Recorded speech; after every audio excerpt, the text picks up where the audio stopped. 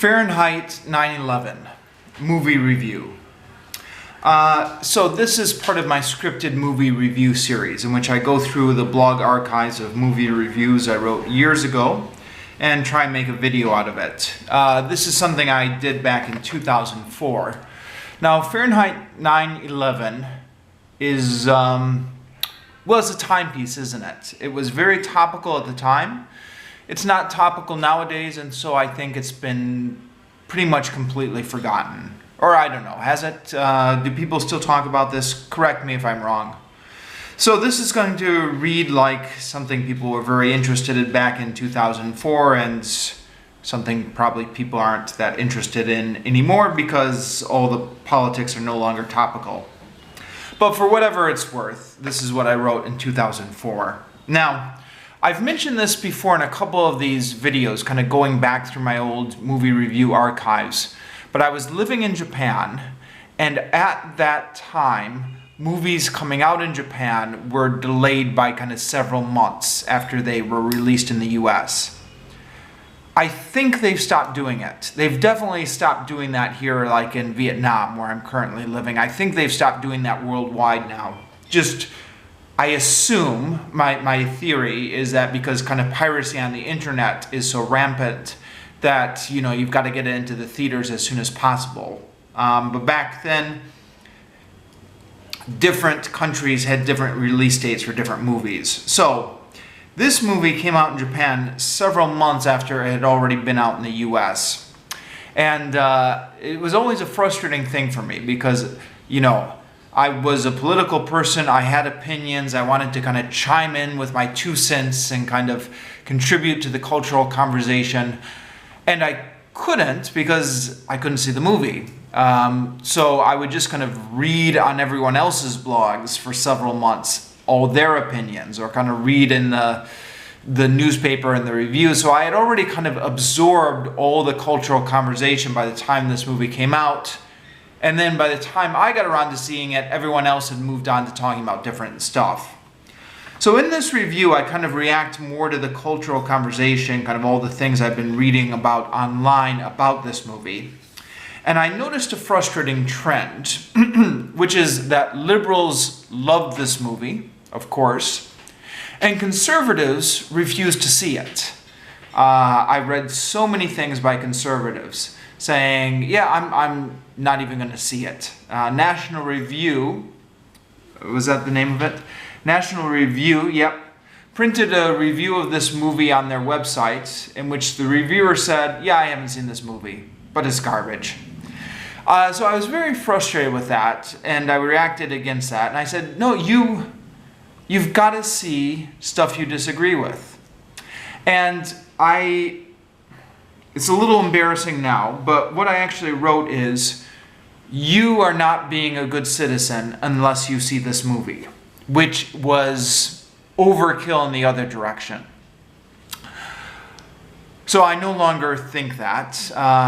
I'm going to read it out because that's what I wrote at the time, but I'm going to disagree with myself here first as a preamble.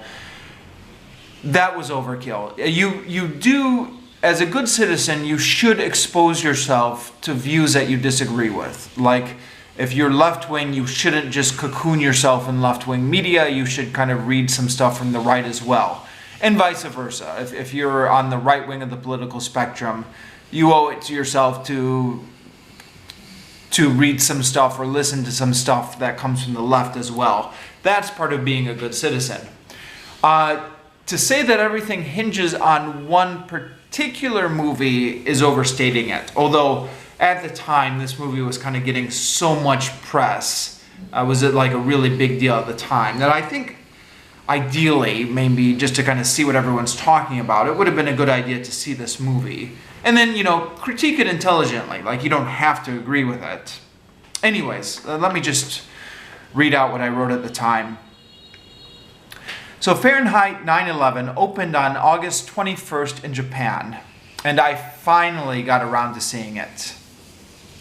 Of course, I like to use this blog to cover my thoughts and opinions on issues, but by the time I get around to something like Fahrenheit 9/11, does anyone care anymore?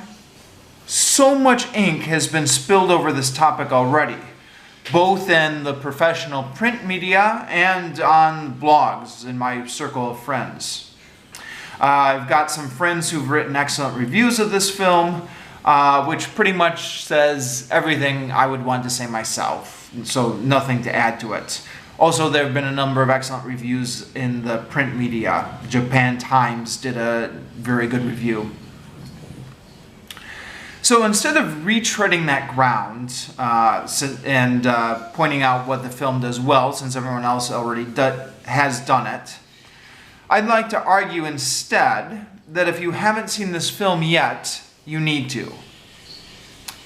Dare I say it, you are neglecting your civic duty as an American citizen if you vote in the November election without first having watched this film. Now again, I was overstating that. That was wrong of me. Now, if you haven't seen the film yet, and you aren't planning to, then at least hear me out until the end of this. There's been a lot of back and forth on this film, and it's sometimes confusing to know who to believe. I myself often find that I'm agreeing with whosever opinion I happen to be reading at the time. On the one hand, there is the fact that everyone in the past 4 years who has come out against the Bush administration has been smeared as a liar. People like Paul O'Neill and Richard Clarke, who worked in the Bush administration, have impeccable resumes, are nonpartisan, and have good reputations, or at least they used to before they got dragged through the mud, have had all sorts of nasty things printed about them since they came out against Bush. It's a safe bet that if the Pope came out strongly against Bush, the next day we would hear all about what a sleazy, evil liar the Pope is. So it should hardly be surprising that in the weeks preceding the opening of Fahrenheit 9/11, all sorts of attacks were made against Michael Moore's credibility. And it's difficult to know how seriously to take these allegations. On the other hand, those of us who are familiar with Michael Moore know that he does have some problems. People compare him to Ann Coulter. One of my friends recently said that Ann Coulter comparison is unfair, and I agree, because Ann Coulter is really in a class by herself. But Michael Moore loves cheap shots. He selectively includes facts that support his thesis and just kind of leaves out stuff that doesn't. So I think it's fair maybe to say that at least he's the Rush Limbaugh of the left. Now, here I think is where we start to get into the problem. Because of the polarized nature of today's society, there are a number of people who listen to Rush Limbaugh faithfully, and a number of people who enjoy Michael Moore. And the groups don't seem to overlap. This is unfortunate because the very people who should be seeing Michael Moore's films are the ones who have been listening to Limbaugh and Fox News all last year. The number of people I have heard say that they are refusing to see Michael Moore's film on principle is very disturbing. The National Review even printed a review of the film by a reviewer who bragged that he had not seen the movie he was writing about. And then groups like Move America Forward had launched a campaign to stop the distribution of this film by boycotting the movie theaters that were showing it. Now, often I will read the news and think to myself, with all the awful things that are happening, how is Bush's approval rating still at 50%? This is how. If a large segment of the American population barricades itself behind a wall of conservative propaganda and refuses to listen to anything else, then this is undoubtedly why the president still has such high approval ratings. This, added to the fact that the mainstream media has been appallingly soft on the president and largely uncritical of the war in Iraq, especially in the days leading up to the war, but even now, This is undoubtedly the reason why a large number of Americans still believe that there are weapons of mass destruction in Iraq, or that Saddam Hussein had connections to Al-Qaeda, despite all the evidence to the contrary. Now, that's not to say that Michael Moore's film is perfect. I have a few criticisms of it. I'll try and be brief here because, like I said at the opening, far too much ink has been spilled over this already, kind of arguing back and forth about the merits of the film. But just briefly, the film is emotionally manipulative. Like Moore's other film, Bowling for Columbine, the film is unfocused and seems to jump all over the place without a coherent thesis. Moore can't seem to resist throwing in a few cheap shots, and I think that unfortunately takes away from what he's saying when he actually has a good point. And that whole sequence about the Bush family being connected with the bin Laden family, that was completely pointless. Even if it was true, the whole thing just kind of rests on some kind of vague guilt by association premise.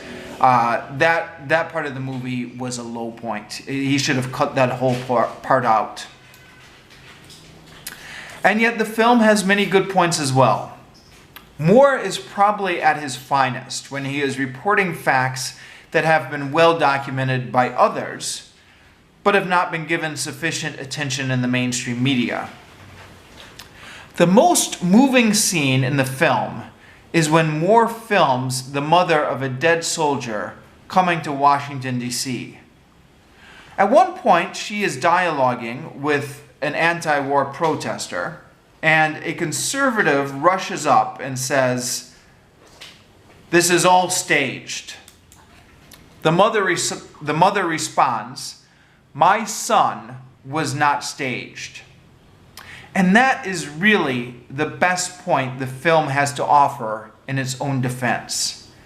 The dead soldier and the mother's grief was not something Moore made up. The images of bombs falling on Baghdad, and of the dead and wounded Iraqi children, and of the families crying, these were not staged by Michael Moore. The 1,000 American soldiers who will not ever be home for Christmas again, that wasn't staged. Moore's film is far from perfect. I've always said before that Moore needs to be taken with a grain of salt, and it's good to read criticisms of his movie along with seeing the movie himself. There is a lot of shrill right-wing screaming at Moore right now, which makes it a little bit difficult to kind of separate the partisan from the fair criticism, but calm debate can be found. The website Spin Sanity, I really like, is a website which tries to be fair, but also tries to point out where Michael Moore is exaggerating the truth. But the film needs to be watched. We must consider the cost of the war. The Bush administration and the media have discouraged us from thinking about the cost of the war. Although media in other countries have showed the dead and maimed children, the US media has been very reluctant to do this. And Bush even forbade the showing of American coffins on TV. So Moore's film, even with all its faults, shows us the cost of the war.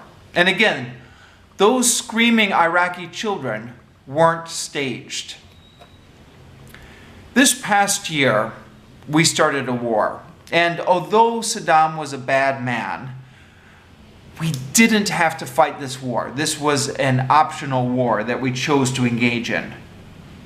And if you've supported the war, and if you listen consistently to people like Limbaugh or Ann Coulter or Fox News who tell you over and over again that the war is okay, and you just shut out all the other opinions, or even like Move America Forward, you try to block these opinions from even being heard, and then you vote for Bush on November, you're really not participating in democracy like you should. You should see Moore's films and then decide for yourself whether you agree or disagree with it.